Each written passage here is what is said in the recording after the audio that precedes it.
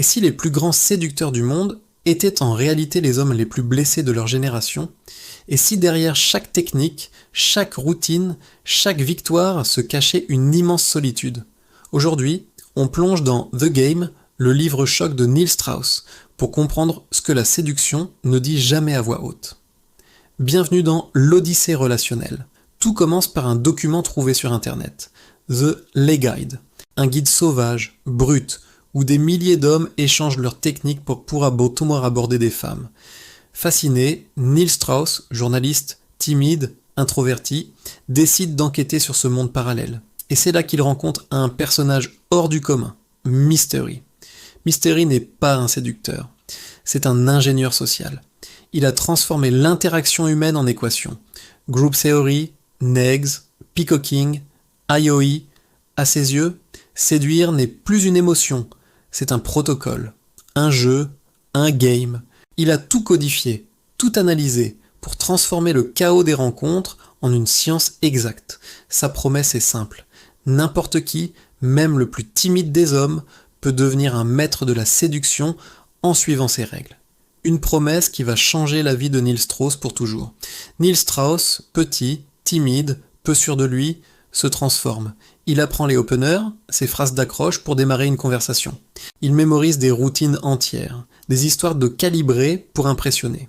Il pratique les negs, ces compliments insultants censés déséquilibrer une femme et la pousser à chercher sa validation. Il change de look, adopte un pseudo, observe, imite, répète. Jour et nuit, il s'immerge dans cet univers. Il ne laisse plus rien au hasard. Chaque interaction est un test, chaque conversation une performance. Très vite, Strauss devient Steele, l'un des meilleurs PUA, les pick-up artistes, du monde. Il enchaîne les réussites. Les femmes l'aiment, les hommes l'admirent. Le game fonctionne, du moins en surface. Car sous les néons des clubs et les sourires de façade, une réalité bien plus sombre se prépare. Le livre The Game commence par une scène choc. Mystery au sol, en larmes, incapable de fonctionner, au bord du suicide. Le plus grand séducteur du monde, l'architecte de tout ce système, l'homme qui promettait le contrôle absolu sur les femmes et sur sa vie, n'arrive pas à garder une relation. Il est brisé, il alterne crise d'angoisse, dépendance affective et destruction personnelle. Ses conquêtes ne le comblent pas, elles ne font que creuser son vide intérieur. Chaque nouvelle femme est un pansement temporaire sur une blessure qui ne guérit jamais. Et là, Strauss comprend. Les techniques peuvent attirer, mais elles ne guérissent rien. Le game ne nourrit pas l'âme, il la vide. C'est une coquille vide, un spectacle impressionnant, mais sans substance. Car maîtriser l'art d'attirer quelqu'un n'a rien à voir avec l'art de construire une connexion authentique et de la maintenir. Et c'est là que le livre révèle sa vraie nature.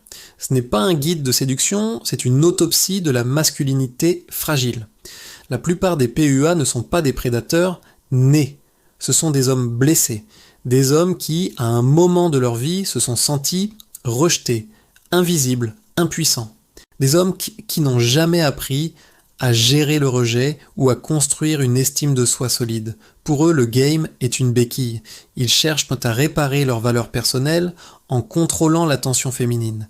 Chaque numéro de téléphone obtenu, chaque baiser volé n'est pas une preuve d'amour ou de désir, mais une validation. Une preuve qu'ils existent, qu'ils comptent. C'est une quête désespérée pour remplir un vide intérieur que rien d'extérieur ne pourra jamais combler.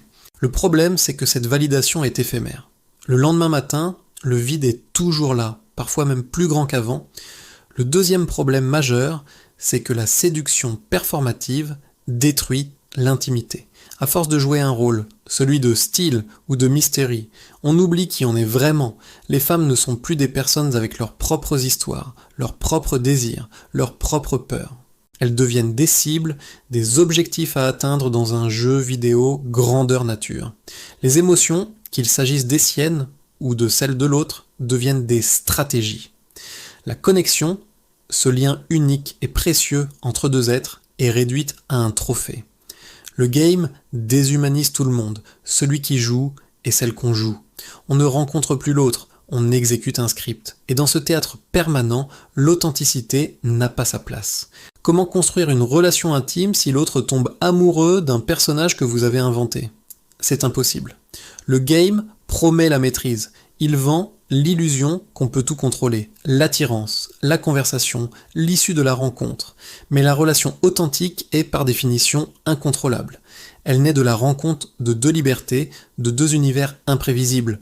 Et c'est précisément ce qui la rend belle.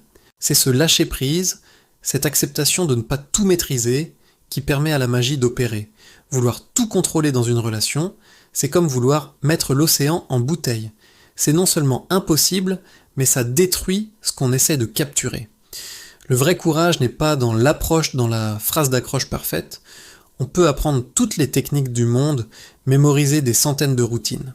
Mais rien ne remplacera jamais la capacité à être vulnérable, la capacité à exprimer ses besoins clairement, à poser des limites saines, à gérer ses propres émotions sans les projeter sur l'autre, et surtout à se connaître soi-même.